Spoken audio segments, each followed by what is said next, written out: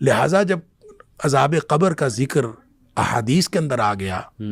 تو وہ ایسے ہی ہے جیسے قرآن میں آ گیا، کیونکہ وما ینطق عن الہویٰ ان ہوا الا وحی یوحیٰ، نبی پاک صلی اللہ علیہ وسلم کے بارے میں قرآن نے فرمایا ہے کہ آپ اپنی مرضی سے نہیں بولتے، آپ کے اوپر وحی آتی ہے تو بولتے ہیں۔ لہذا نبی پاک صلی اللہ علیہ وسلم جو کچھ فرمایا ہے،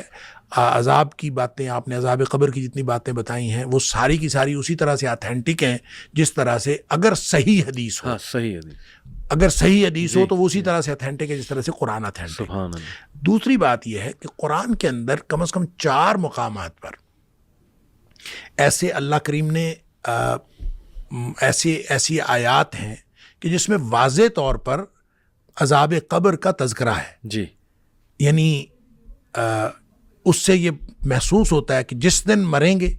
اس دن اس کے اوپر عذاب آئے گا۔ اشارتاً یعنی آپ کہہ رہے ہیں؟ نہیں اشارتاً نہیں بلکہ صراحتاً، مثلاً قوم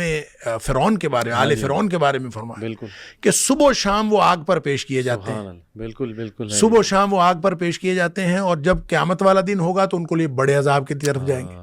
اس کا یہ صبح و شام جو جس عذاب پر پیش کیے جاتے ہیں کہاں ہے یہ میرے خیال